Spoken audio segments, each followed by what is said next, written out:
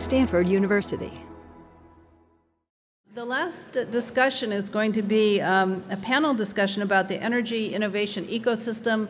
We've heard that term a lot over the last 2 days, so we'll learn a little bit more about what it is and how we can make it work so that we can more quickly develop and implement the technologies we need to deal with these many challenges. I'm just going to introduce the panel moderator. Andrew Revkin is here from the .Earth blog at the New York Times. We're very delighted to have him. Actually, thank you twice to the New York Times, who've contributed a lot to us today. Andrew Revkin is one of the most respected and influential journalists covering climate change and other environmental issues. Building on a quarter of a century of prize-winning print work, he now writes .Earth blog for the op-ed pages of the New York Times, creating a forum where thousands of people discuss issues of climate, biodiversity, population, and related subjects. After 15 years at the New York Times, he recently left his staff position, and he's now a senior fellow for environmental understanding at the Pace University's Academy for Applied Environmental Sciences. So with that, please join me in welcoming Andrew Revkin and the rest of our distinguished panel. Thank you.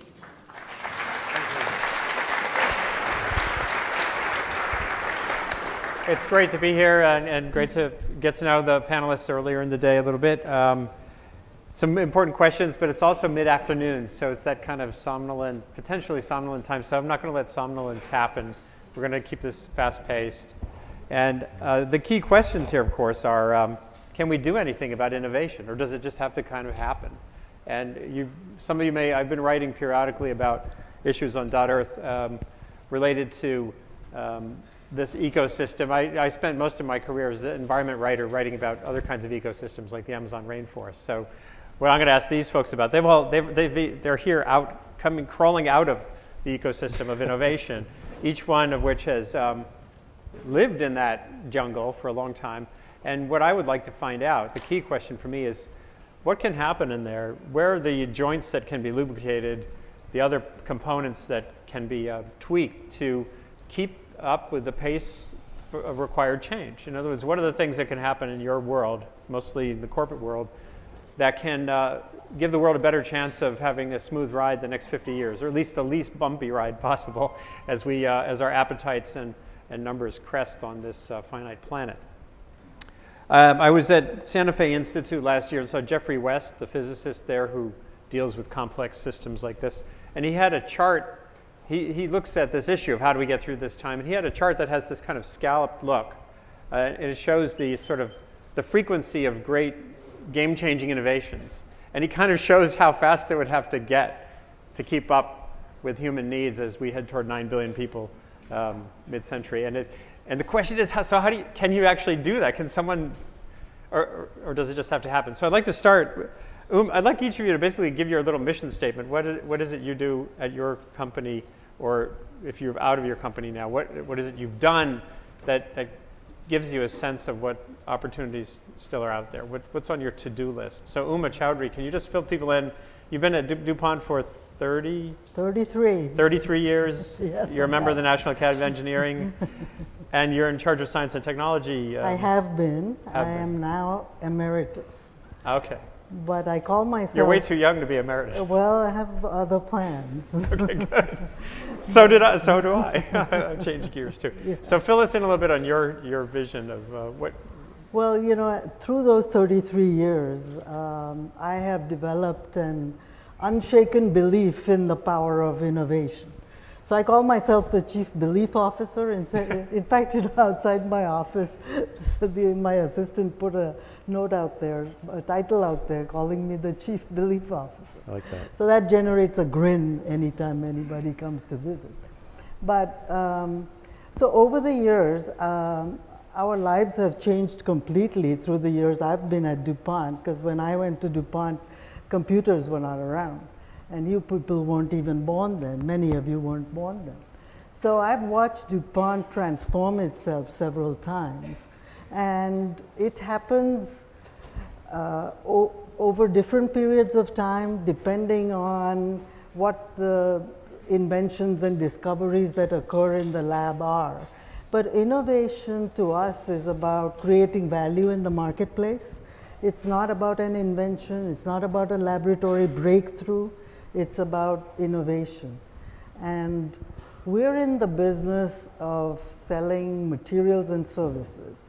And because DuPont has a very diverse portfolio, I've had the privilege, blessed with a wonderful organization of very smart people, to have an opportunity to look at the entire energy space from biofuels through energy conservation, and also oil and gas. So from the extraction to the production to conservation.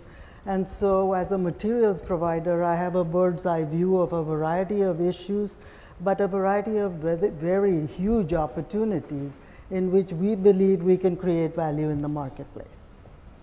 Now, John Krenicki, is it Krenicki or Krenicki? Krenicki. Krenicki at GE, you have a pretty broad portfolio there. Energy, which of course for GE is everything from nuclear on through batteries, wind components. Give folks a quick thumbnail sketch of that universe that you're in charge of, and then again, whether you have your own single 1, 2, or 3 notions of where to tweak things. Right, I'm responsible for the energy business, so it's everything from subsea oil and gas through nuclear through if we're not the largest, we're one of the largest renewable energy companies in the world. I'm very bullish on innovation. You know, we're founded by Thomas Edison. I think the challenges technically of solving climate and energy security are somewhat the least of my concerns. My biggest concerns are on the policy front and creating large markets that entrepreneurs and innovators can rally around. And I think the greatest risk we have in the United States right now is our market's not that big. And are we putting the underpinnings in place on the policy front to ensure that this market becomes relevant? Because the energy business is a scale business. If you look at things like nuclear power and renewable energy, or even high efficiency gas turbines, it takes decades to scale these technologies. So we need to write signals in this country and other countries around the world to convince the innovators that the market's going to be there. And we shouldn't necessarily pick winners and losers too early in the game. We should encourage a broad set of solutions, but we've got to make sure that this market is a relevant market in the medium to long term. And I think right now we're not really doing well on that front here. You seem to hit on something that Tom said earlier about ET, one of the differences between ET and IT, you know, the scale question, the fact that these are large, long-lived systems, that they're big upfront investments. Right. Those are the kinds of things that make it harder. And this country has done it well. It has done it well. You know, the nuclear industry, you can look at what the European Union and Germany did in renewables. So, you know, what is old is new. Yeah. We can do it, but we got to really be decisive on policy. Can I ask you a little follow-up before I move down the chain here on nuclear? Germany just, in its new energy policy, just extended the lifetimes of some of its nuclear power plants. And here, well, if you could give your sense globally, what you see that nuclear market really constituting right now, is there anything close to a wedge? It's actually Steve Wedge Pacala is here. And, you know, how many 800 nuclear plants would be 1 billion averted tons of CO2 a year? Something like that. Is there any chance of nuclear industry being remotely relevant in the climate context? Let's put it that way. Absolutely. But I would say the nuclear business is a sovereign business. So nothing happens in the nuclear business without the government being totally behind it. They control every step of the equation. And where you see nuclear moving forward very quick today is in places like China, where the government's totally on board. Yeah. And some of that is, there's a slipstream effect on the climate front, but the other is around self-sufficiency and energy independence. And that's why you see it move fast in places like China and Japan. Japan doesn't have hydrocarbon reserves, so they've had a long-term commitment to nuclear and have a robust nuclear industry. And what I think you saw happen in Germany is very similar to the United States, is there was no better alternative in the short run than extending life, and that's what we've been doing in this country. By the way, has GE had a policy stance on there's this issue of whether there should be renewable portfolio standards or low carbon portfolio standards. In other words, where nuclear and other non-polluting energy technologies that aren't renewable get in the mix as well. We don't pick one versus the other. Yeah. But in the United States, you have 30 states that have renewable energy standards. That's a great thing. We support that. We also think having a clean energy standard that doesn't pick one versus another or value for carbon, but anything that prices in externalities, I think will advance things technologically. So that's what we support are those types of policies. Cool. So now we're heading toward the solar end of the spectrum here. Roy Johnson, you're formerly CEO of Calisolar. Can you kind of give the audience a quick sketch of your career track there and what Calisolar has done? Thanks. So let me explain. Calisolar is a company based in Sunnyvale. The company was founded about 4 years ago with a specific purpose of lowering the cost of solar. And we're doing so by using a completely different grade of silicon that is less expensive, less highly refined, which historically has been difficult to prove out that you could get it to work and still get high efficiency. And the technology we developed over the last 4 years has allowed us to hit pretty much the midpoint of the market in terms of efficiency, but with a much lower silicon cost. We manufacture our own silicon in a plant up in Toronto. We have a development center in Germany, so we're pretty well spread out. We have about 300 people in the company now, including, as I said, a pretty large factory in Sunnyvale where we're making solar cells right now. My background is actually all Silicon Valley. I came out of Stanford Business School and went into a company called 3Com that has finally disappeared into HP. And then I've done a series of startups since then, always in the computer networking industry until 4 years ago when I moved into the energy business at Calisolar. And so I've seen the innovation model work the way it classically works in Silicon Valley many times, where you have smart people with delusions of grandeur in many cases, because if you're not a little crazy, you don't start companies. Sorry. But I do believe this is true. You have to have this passion and this belief in the face of all kinds of obstacles, and I think that's been critical, and that always exists here in the Valley. And then the other thing you have to have is access to capital, and I think one of the big challenges for the solar industry and many other alternative energy businesses is the very capital-intensive nature of it. Our company has raised $200 million in the last 4 years to get factories built. And we need access to more capital to continue to build factories if we're going to be relevant on a global scale.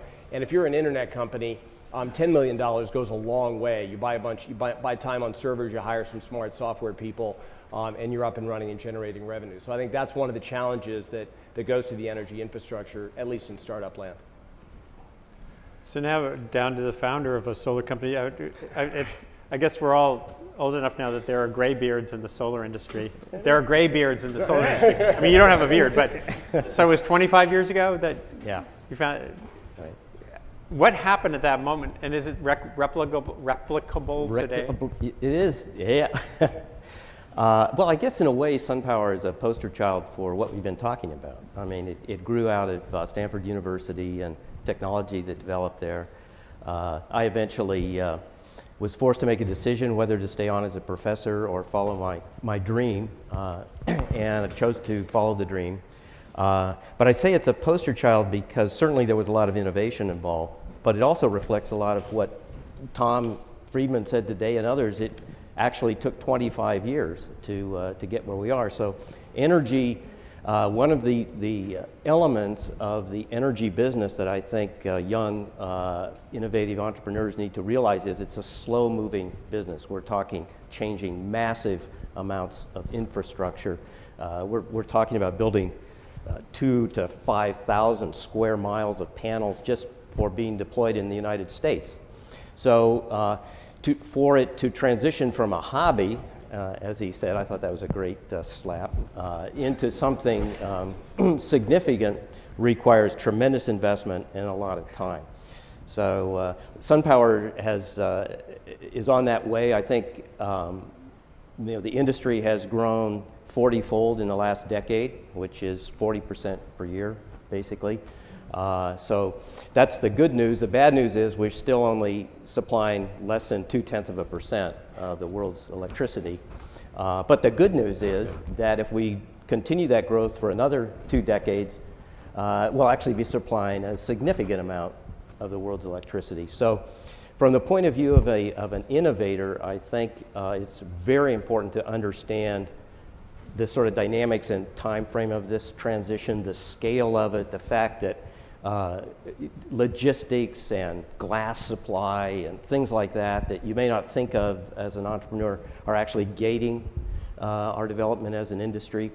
And so that doesn't mean that there's not room for innovation by any means, and I think innovation will be very important.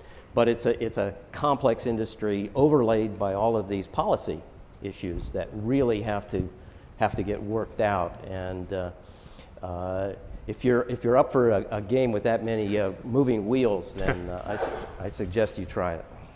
So now comes the fun part. We've gotten through the introductions, and I'm going to start out with this one of the key questions that's out there in the policy arena, which is massive deployment versus greatly expanded R&D. Or is it all of the above, which is too easy? In a world of constrained resources and limits on what you can do in Congress, if from your standpoint within these businesses, what do you see as, there's some who say the massive deployment would get you the innovation because as you build more, blah, blah, blah. Let's start with that. Do any of you see a strong case for that or against it? On a technology like solar? I see a strong case for that. I think the question is more how you generate the massive deployment, and that's where the argument should be. And as I look out there, anytime the government kind of steps in and tries to mandate these kinds of things, it usually backfires. Yeah. You look at the CAFE standards with Detroit and policymakers at each other's throat for 30 years over whether it should be 28 miles per gallon or something like that, or 27. And then when the price of gas went up, suddenly GM closed 3 truck plants in the space of a month. So to me, pricing signals are the heart of how we get these things done, and the pricing signals have to come through some kind of carbon tax. Yeah. So how much of that revenue from a carbon tax you spend on R&D and other things to sort of fuel it is an important question, but I think overarchingly we have to generate these huge markets because it's just a hobby if we don't. Well, this gets back to this.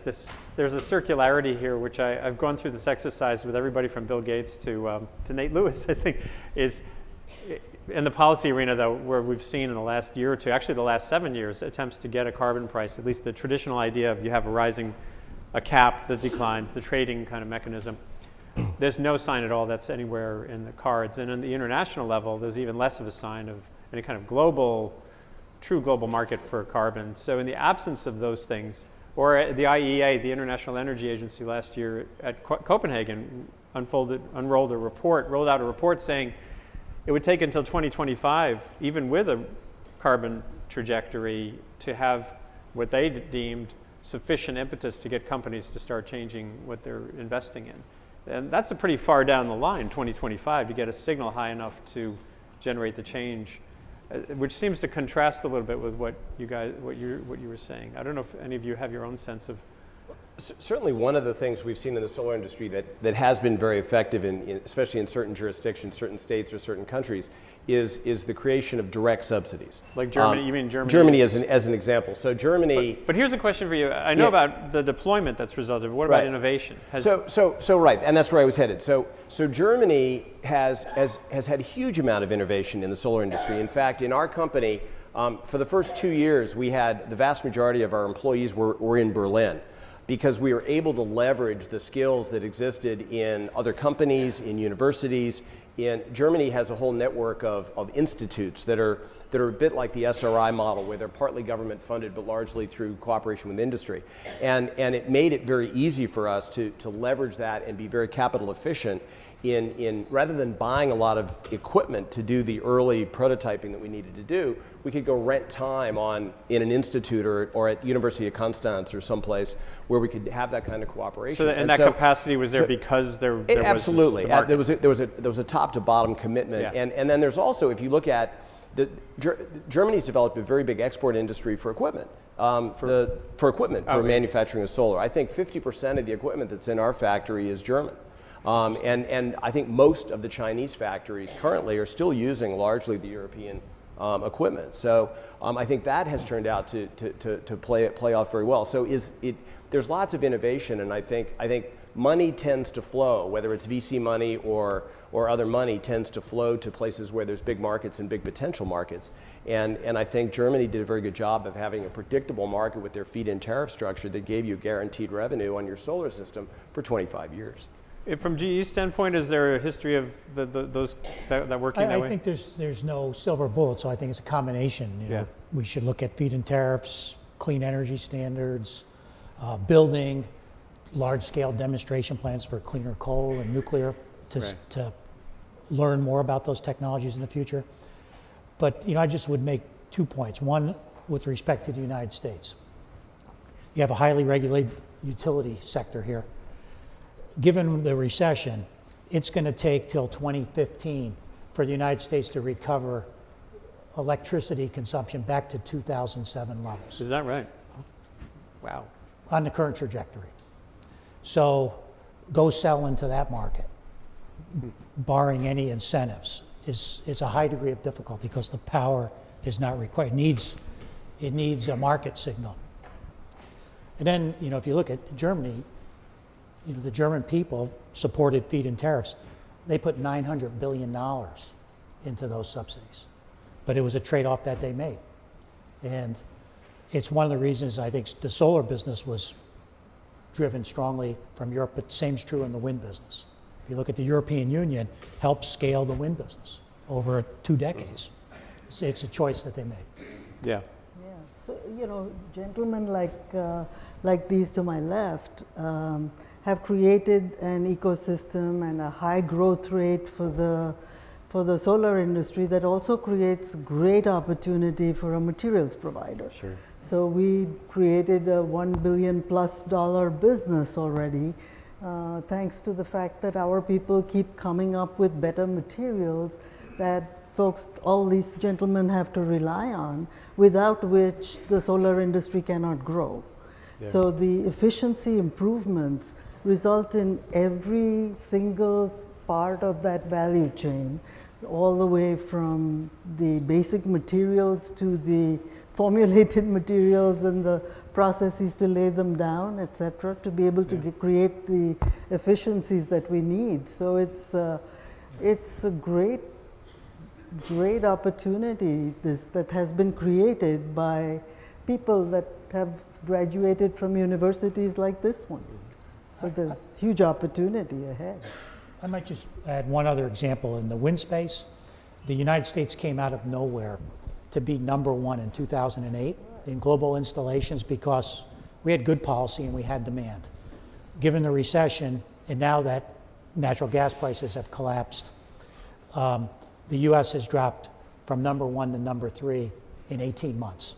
So the Chinese market today is more than twice the size of the US market because China has a commitment to 20% renewables in 2020.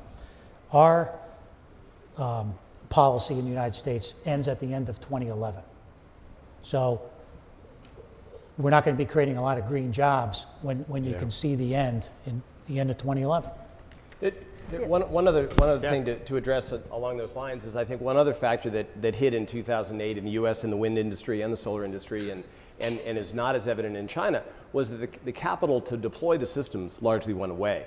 Most solar systems that are put out there, large-scale ones, are financed through a combination of tax equity and bank debt or debt. And the biggest tax equity lenders in 2007 were AIG, Merrill Lynch, and Lehman Brothers. None of those were tax equity investors, or are anymore. And I think GE was a big player as well.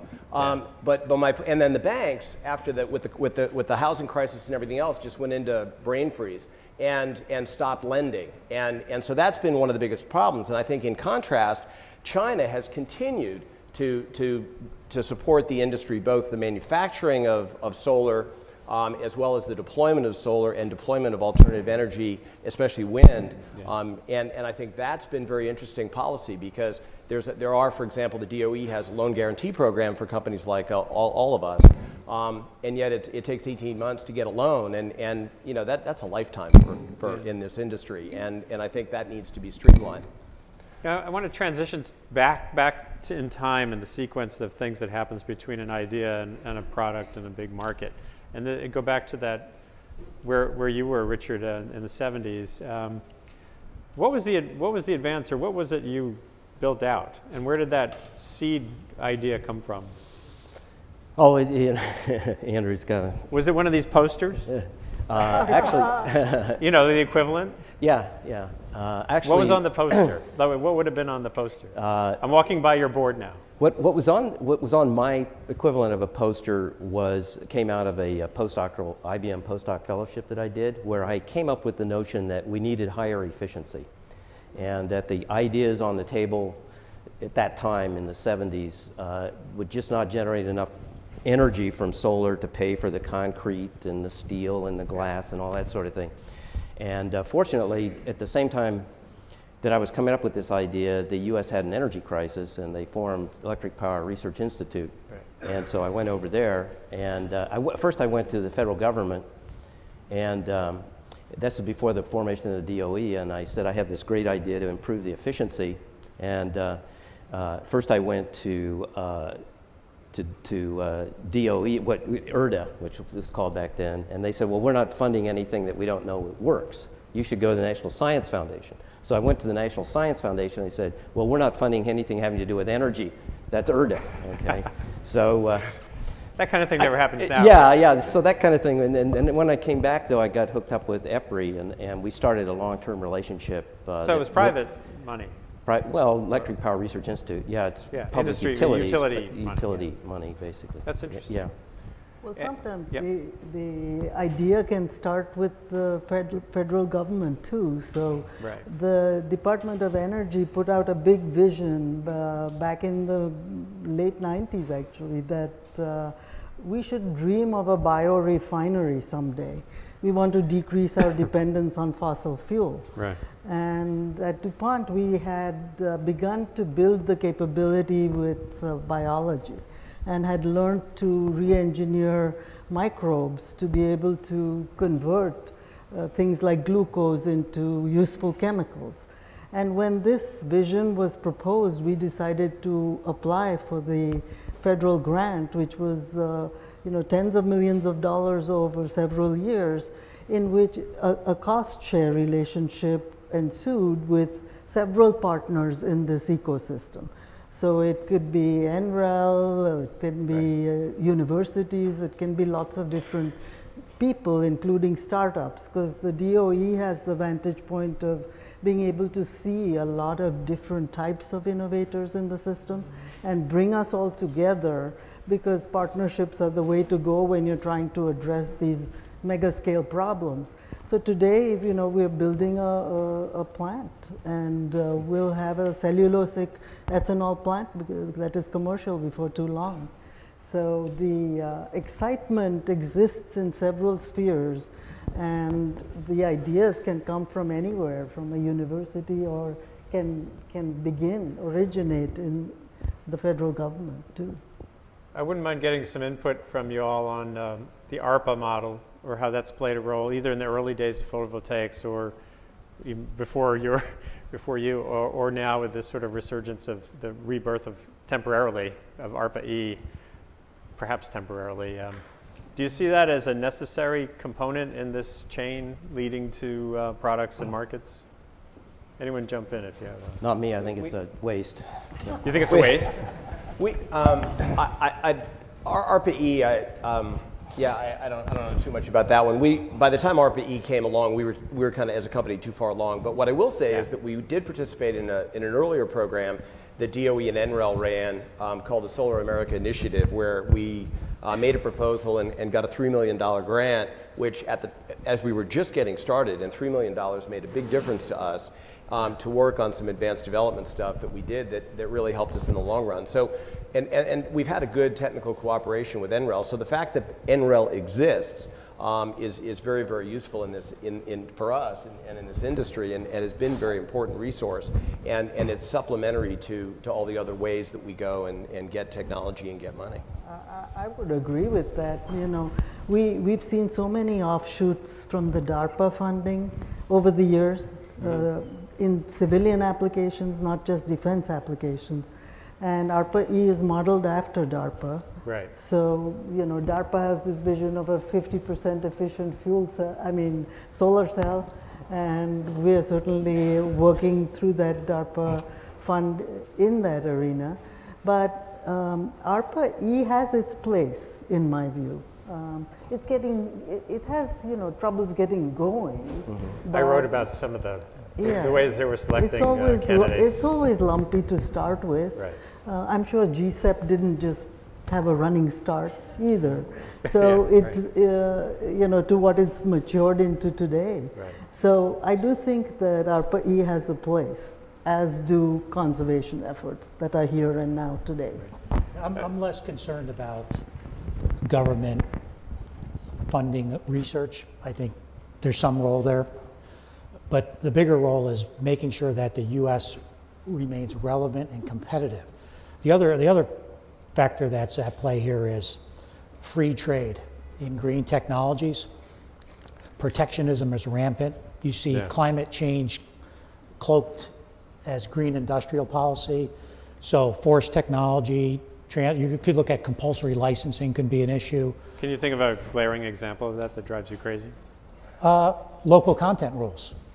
Okay, so let's say the U.S. government funds research, a U.S. company starts, but if you want to get access to a market, and this is most markets around the world today, they'll say it has to be X% localized, so you have to turn it over. So that it undermines the innovation model. Interesting. And then tariff and non-tariff based trade barriers. So there's a whole higher level game here where only the government could play that game. And that's where they got to step up. Yeah. Versus picking winners and losers. Right. In startups and investing. That's not the role where I think government's going to add a lot of value or have a high hit rate. They got to play at a higher level. Richard, were you saying that ARPA-E to you is a waste? Well, actually, I said that, yeah. Okay, so that's on the record. Okay. It's just a particular, but I don't think all the government R&D programs are a waste. I mean, the SAI program, for example, was a very well-structured program. Wait, which is that? SAI, Solar American Initiative. Oh, right. Yeah, and which came out of the Bush administration of all things. Yeah, go figure. One of the most innovative programs, and I think did a lot for the U.S. industry. It's just that I have problems with the way ARPA-E was put together and structured. Are there issues with it that contrast with the way DARPA was run? In other words, is there a model for the government? It was too hasty, basically, and they had to review so many proposals so quickly that they couldn't do a good job. And they couldn't find enough reviewers that understood our industry, understood the issues that we were talking about, the long time to deployment, the massive scale. And so, I was a little dubious when I wrote on .earth about one of the ones that was encouraged, you know, that you had to file an initial piece of paper, then you were encouraged to file the full, was harvesting heat from parking lots. And I thought, is this a breakthrough? Where's the breakthrough idea there? Maybe there was somewhere buried in the idea. So that struck me as a warning signal. You know, we may not see it today, but all the benefits we enjoy with the IT industry, the health industry, the defense offshoots that we enjoy today have all been the result of massive amounts of government funding. During so we Cold can't War, knock it. Yeah, so you can't. This came up. I was at. Has anyone been to a Bioneers conference? They're near here. I bet someone in this room must have been to a Bioneers conference. No? Yeah, there could be. Oh, sorry. Yeah, over in, anyway, it's sort of a touchy-feely, environmental, granola-y, Birkenstock-y, sustainability conclave. That's actually really fun. I went to one finally. And I went to a panel there on some really cool biomimicry-based technologies that these companies were rolling out.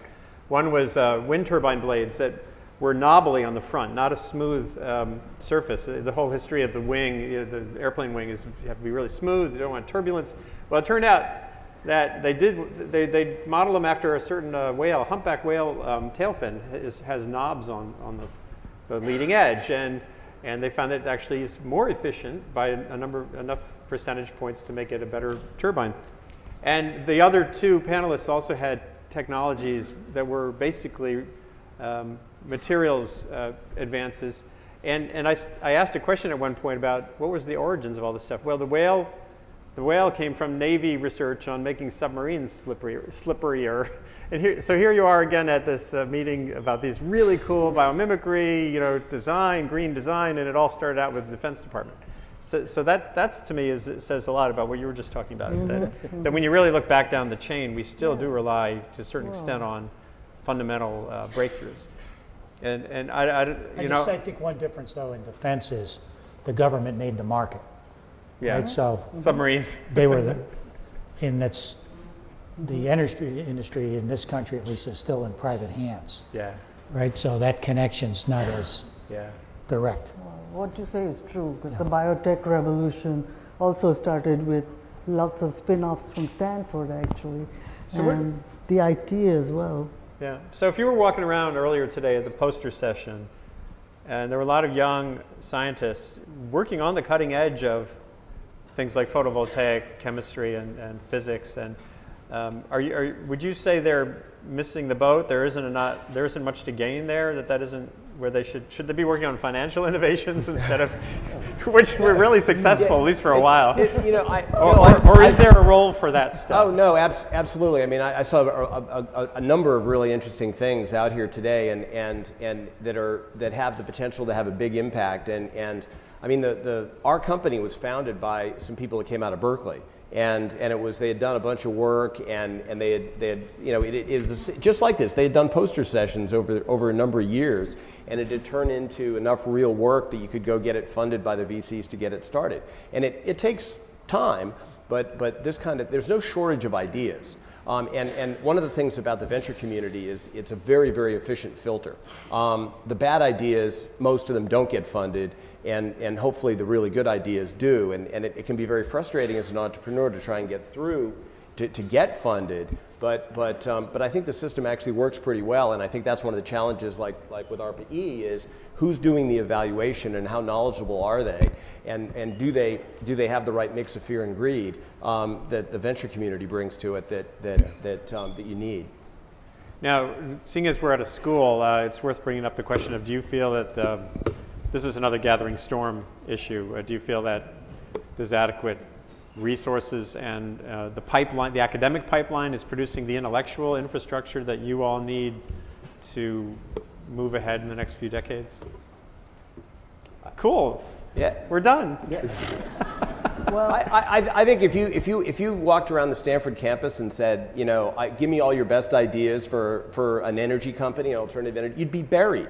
Yeah. The problem would actually be not getting the ideas. The problem would be filtering them and figuring out which ones to go with. I don't think there's any shortage of that, and I think that'll always be the case. Well, that's it. That's news. We should. I should write that up. We don't need a. Well, Obama, one of his programs that he has not been able to get through a Democratic Congress is this Re-Energize education initiative. It's about $115 million. Well, that's different. That's a different topic. Okay. Because all the people that got into Stanford wouldn't particularly have been helped by those programs, right? These are the ones that right. got to the top anyway.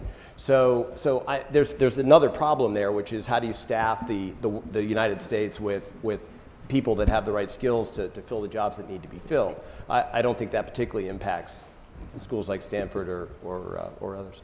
I think if you're in the room and you're an inventor, you got to give a lot of thought through how do you scale the technology, patience, partnering strategies, because the energy industry is different.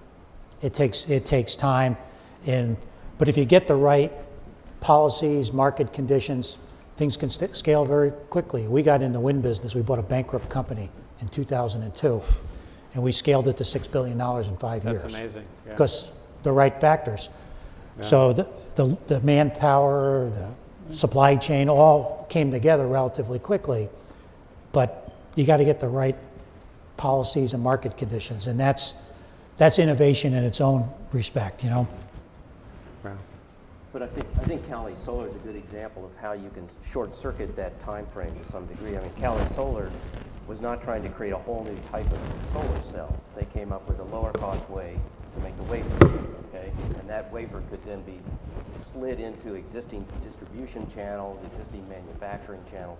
So they didn't have to create everything. And that's something, as our industry grows and PV panels become more commoditized, I think everyone should think about. If you want to, you should think about fitting in, not being the next General Electric, creating an entire panel, soup to nuts, but what can you do for the existing industry that's a little bit cheaper, a little bit better?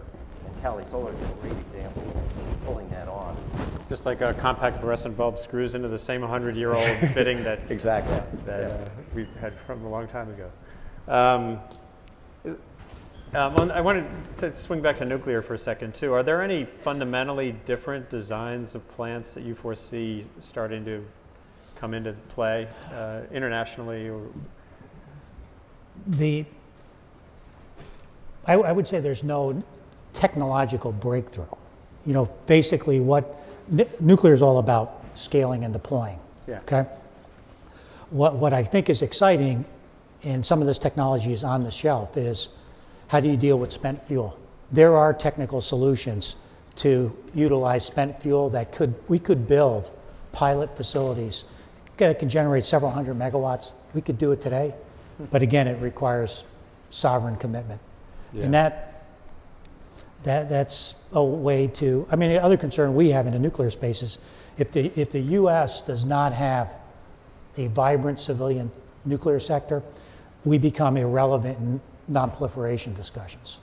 Because other countries around the world could advance the nuclear industry without us. It's not the 1950s anymore. So it's an important point. And then let me just switch gears to one other point on innovation. Yeah. There'll be lots of jobs in manufacturing clean technology, but there'll be even more jobs in servicing it and installing it and take care of it. And that's an aspect that gets lost. You know, it's highly unlikely we're going to build a solar factory in every single state, but if we have the right policies in a healthy solar industry, boy, there's going to be a lot of employment in servicing and installing, and we miss that. And I think that requires a lot more discussion and visibility. I'm going to bring in audience questions in a minute. I don't know if the microphone people are there microphone people? Oh yeah, okay. Oh, there are a lot of questions, good. So let's start right in the middle of the Hawaiian shirt. Who went to Bioneers? Hi, just as another old Stanford PhD and someone who's been trying to help environmental groups and industries understand the realities and the hype in energy. I have 3 questions. One for make them really you, short, Andy, then. but I'll just make 2 quick. As a former happy 3-commer, and a happy stockholder in SunPower, are you doing anything about the fact that current panels, because they're mostly inefficient, that is, the best SunPower ones currently generate about 20% electricity from the 100% of the sunlight they get, that they convert that 80% remaining into infrared, which is then reabsorbed by greenhouse gases. So in fact, without carbon mitigation, that is, as our generation capacity reduces its carbon generation, solar cells at the current efficiencies actually add to global warming. So are you doing something about linear reflection of unused frequencies from the panels? This goes to what Chu had to say about painting roofs white. You can paint your roof white, but if you put solar panels on it, you're now adding about 80% of the energy of a kilowatt per square meter that falls on that surface back into the atmosphere. And anything that heats the atmosphere adds to global warming. So what I'd like to know is, what are you doing about that, both of you guys? Good one. But fortunately, to make an efficient solar cell... I have one more question. Pardon? Fortunately, to make an efficient solar cell, you have to have... Huh? Your microphone Did it fall down? Or? Ah, there we go. There you go. Fortunately, to make an efficient solar cell, you need to have a mirror on the back of the cell. Right. And that's there to cause what we call light trapping of the light that comes in. But it also rejects the infrared. So in fact, efficient solar cells are white, if you will, in the infrared, not black. Now, yeah, right. Yeah. But the point is, the half of the light is not infrared, and if you only absorb a few wavelengths to convert to electricity, then the rest is getting converted to heat as well. So the panels get very hot. I don't know if you've ever measured them, but they get very hot. Of course we. And so as a result of that, you're actually re-radiating that as infrared back in the atmosphere. So I'm just wondering if you're doing something about it, because I think it's important. Well, what I'm saying is that a solar panel radiates about half the infrared back that a flat black surface would. Right. And the key is you don't want to move the spectrum. You want to do it linearly.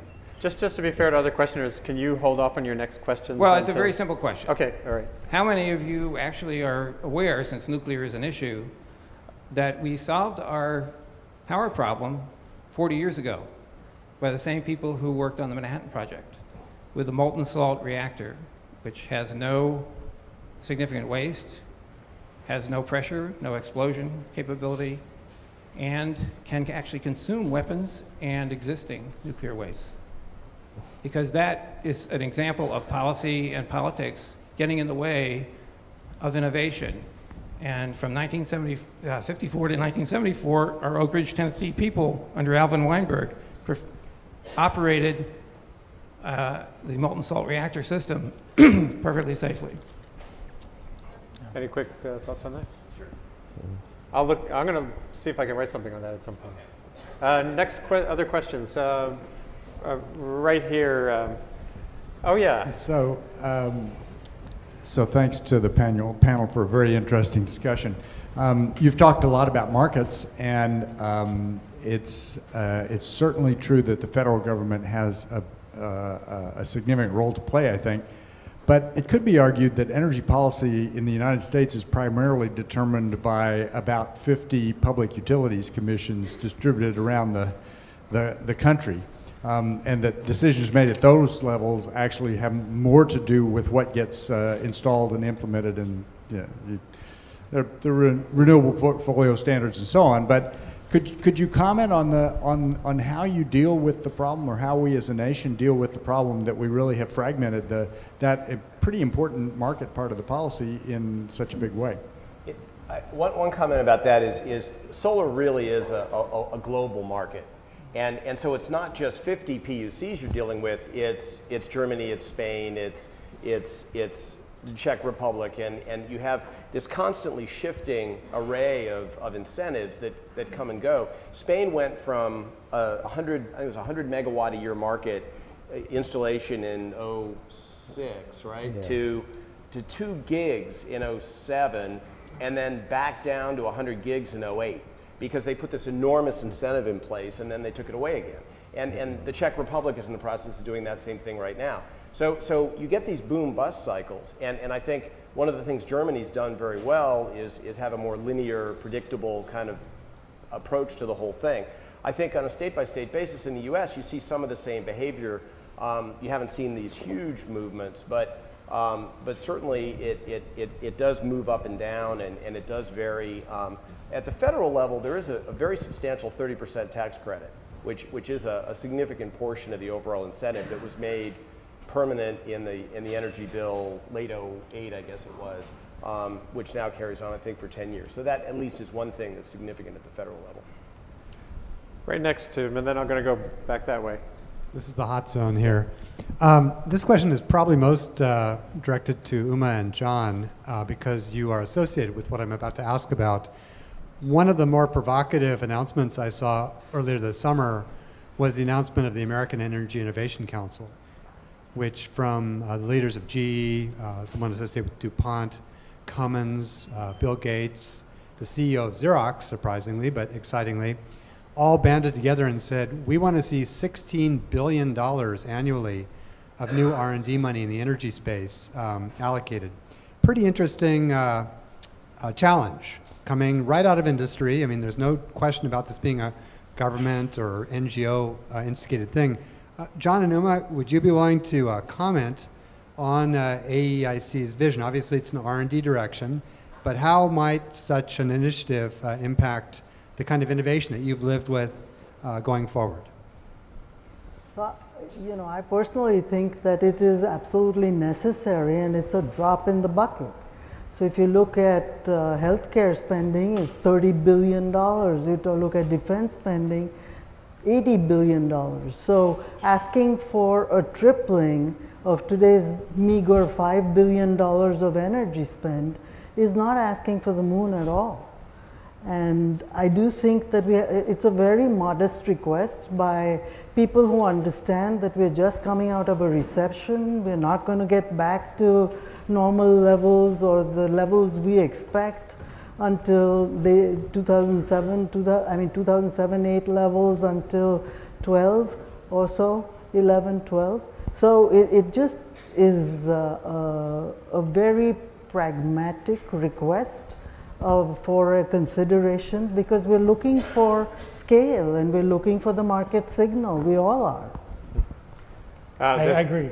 Sorry, there's a parking, there's a car that needs to be moved so the buses can get into the parking lot.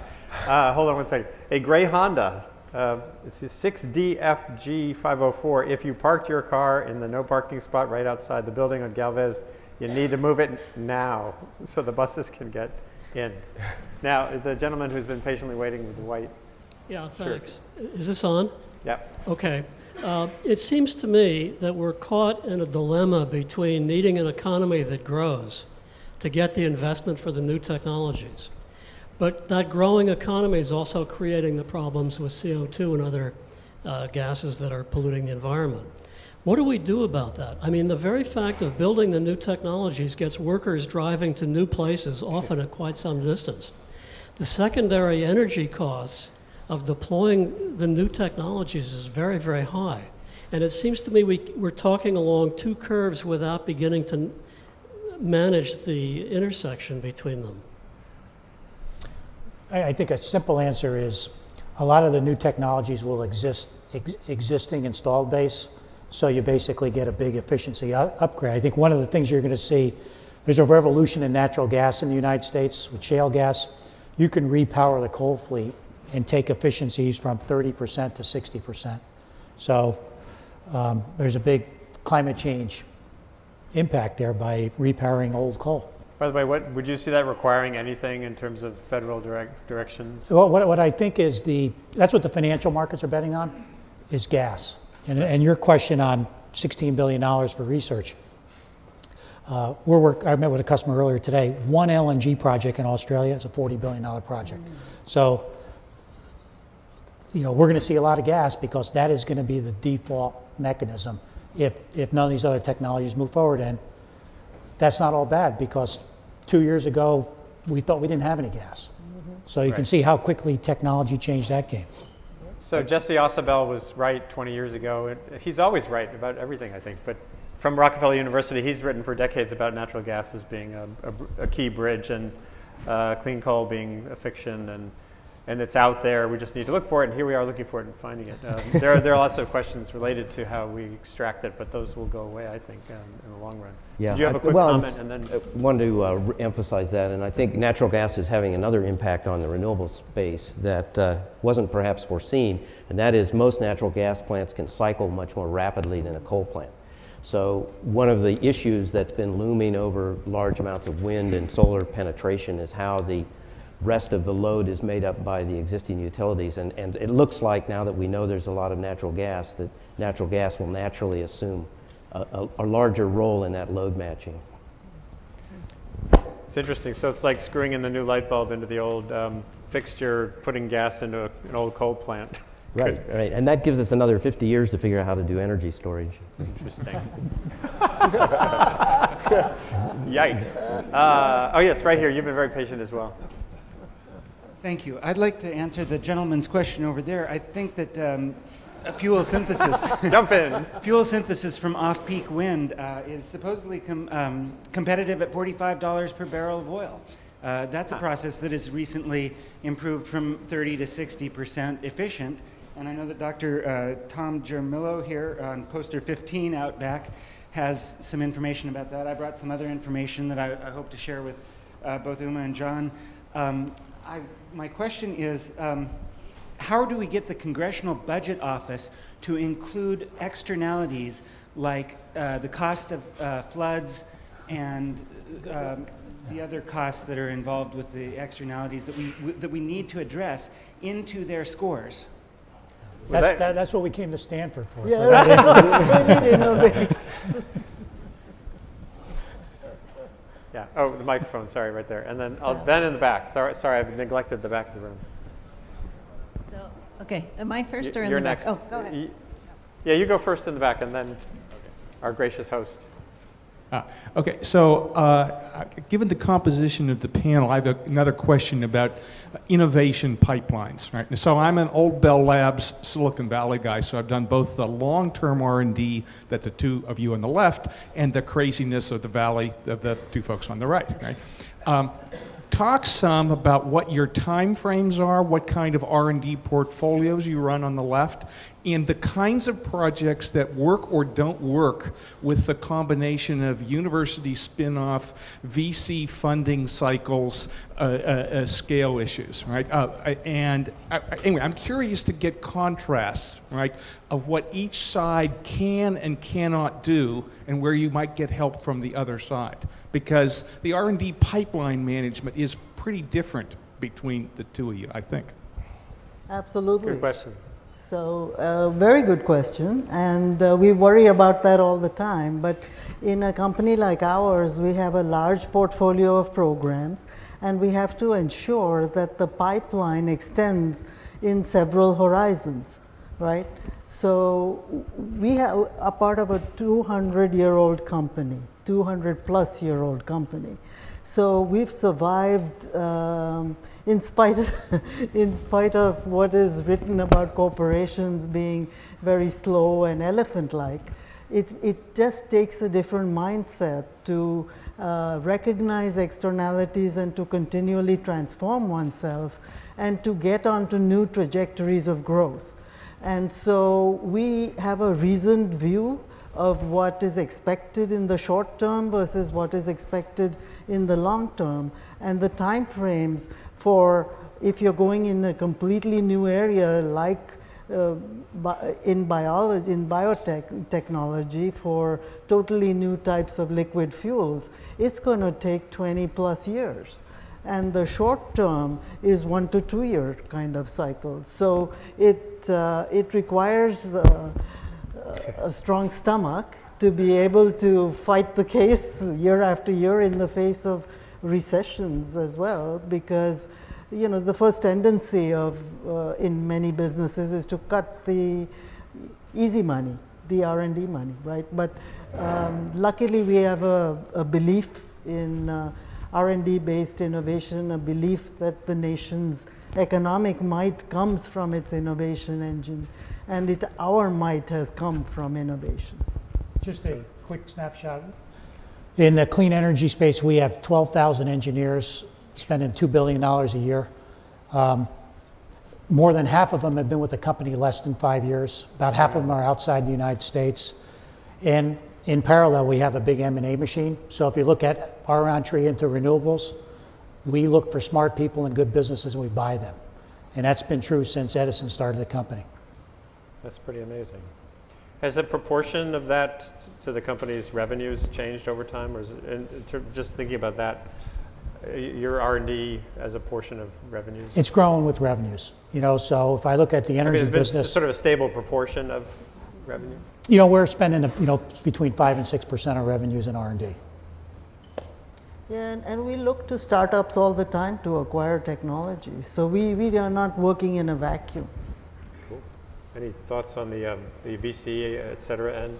On the university research, and I just have unmitigated faith in the power of unsolicited principal investigator proposals to do work. I think you never know what you're going to find with research. What I think is most helpful though in this context is to allow the universities to work with companies to get a sense of proportion on what the real issues are. I think things like the Industrial Affiliates Program, when I was at Stanford, we had a very active solid state industrial affiliates program, which was very rewarding as a student because you saw industrial researchers come in, they actually came to see what you were doing and hear what you were doing. It was helpful to get feedback on how what you were doing was perceived in the outside world. So I think those kind of collaborative university industry programs can make a real glue that can make this whole thing work.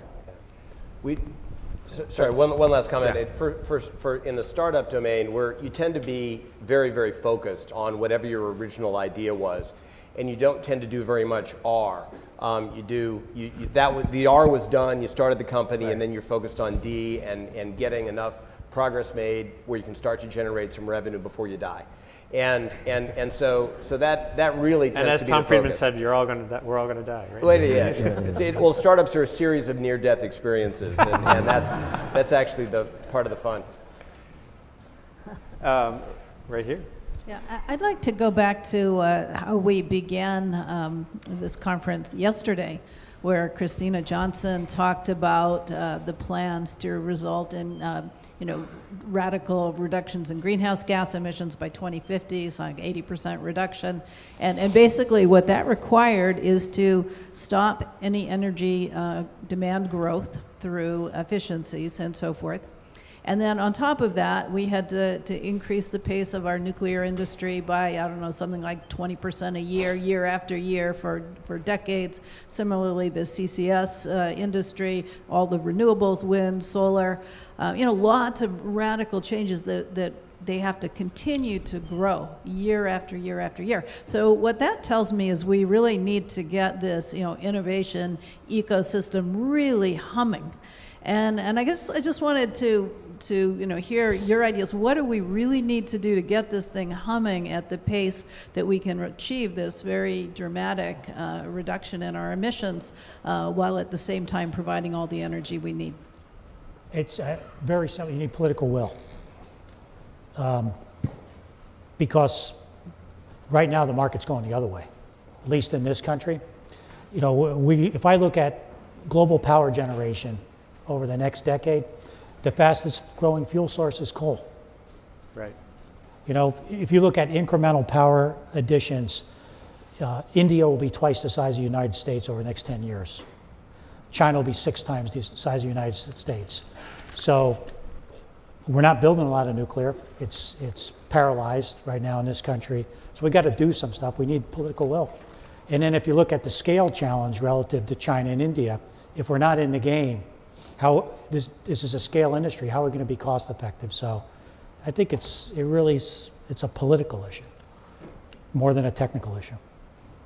And unfortunately on that front, the politics looks very challenging. And of course, there's Michael Schellenberger at the Breakthrough Institute gave a talk in Washington a couple of years ago where there's an old joke about about fortune cookies. You get it in Chinese restaurants in America. They were invented not in China. And my sons love this joke. If you add the words "in bed" to any Chinese fortune, it becomes a joke. So you will have luck next week in bed. In this meeting, Michael said, the problem in this arena is you have to add the words "in China" to everything you describe. In other words, cheap and competitive with coal in China. Add that phrase to anything, including. And then when you see the growth in emissions coming in those places, decarbonizing America really doesn't, the climate system will barely notice that in essence. Maybe I'm butting in with my own final question here, but do any of you see a role for partnerships or other ways where American policy can meaningfully influence trajectories of emissions in places like India and China? Or technology adoption? Absolutely. If you look at an area like clean coal, I'm highly confident that if the U.S. wanted to build 5 or 6 large-scale demonstration plants for new technologies, the Chinese would go dollar for dollar, plant for plant with us in a heartbeat. But they'd like to see us lead. And that's one example. I'm sure that's true in other areas as well. I think there's examples of that to some extent already in the solar industry where certain technologies have been developed here or in Germany or somewhere else, and the Chinese have taken them and really optimized them and driven the cost out and made very efficient supply chains and things like that. And they've driven the cost down on a worldwide basis where it becomes more affordable for everybody, including for people in China. So I think in solar, a lot of it's around the cost comparison with the alternative forms, whether it's coal or gas or whatever. And so I think everything that we can all do to drive, I think that's one of the biggest things we're all focused on in the solar industry is driving cost out. Right. And there's two, you can do that in a couple ways. One is to drive efficiency up, and the other is to take actual cost per down, because what really matters is cost per watt. And the more watts you get, in one of their panels, you get way more watts than you do in anybody else's. And it really does work on a cost basis. So it's certainly absolutely true that the Chinese have led the way on cost reductions, and in fact they've done us all a big favor. We were, at first when the Chinese cost numbers were becoming public, we said there's no way, for example, on turning cells into a panel, laminating it, their reported costs were less than the cost we were paying for EVA, the plastic. So how can they do that? So we didn't believe it. Well, it turns out it was true, right? Because they had greased the whole supply chain and worked every little bit. So they have taught the rest of us how to do this, and we're playing catch up. But on the policy side, I see great synergies and interactions. Germany started out with a feed-in tariff. California started out with a rebate program. Both had their pluses and minuses. Spain adopted the German model with some modifications. It was a disaster. So the people working in public policy for supporting renewables, I've watched all this, and they're now creating new policies that take the best learning from every place in the globe, what worked, what didn't work. It kind of reminds me of the early days of computer programming, where each program had its own, Fortran had this capability and COBOL had this capability, and all after 10 years they were all the same. You could write any computer language and it had all the same functions because everyone adopted what worked best from everything else. So I see that happening. I think the mistakes that were made in Spain are well understood now, the mistakes that a rebate program, distortions that it caused, where there's no performance, so you could put the panels in your basement, so everyone learned from everyone else, and I think on the policy side, that learning is helping the overall industry. But I think the key to these policy changes will depend on technology, because what India and China want is American technology. Yeah. And they have watched us improve our manufacturing productivity, reduce our energy consumption over the years in a remarkable way. I know from my own experience, we have reduced our energy consumption, say 9%, with terrific increase in volume. So those are the kinds of technologies and services China would love to have. So I do think, what does America have to offer? It is this amazing innovation engine that can be the basis for a lot of peaceful negotiations. Maybe one other area with respect to India and China and the United States. I know we're talking carbon here. Yeah. Water, clean water. 40% of the surface water in China is polluted. Today, the world reuses 4% of its water. Israel reuses 85% of its water. Think about an area to jointly cooperate with China and India. Water is a huge opportunity.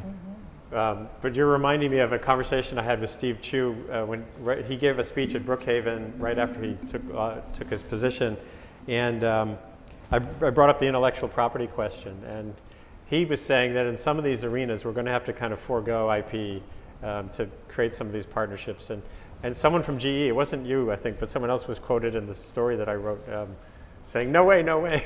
How big a deal is the IP issue with? There's no basis for innovation if you don't have IP. Yeah. Why put the time and effort into it? So I think it's a bedrock, to move forward. I also find it hard to understand that because the U.S. government has export controls in place. That's intellectual property protection as well. So I think it's the heart and soul of innovation in this country and other parts of the world. Interesting. So still some big issues. We're right at the end of our time, I think. Thank you all very much for this tutorial. I've taken a lot of notes. I'll probably blog on it. Thank you all. For more, please visit us at stanford.edu.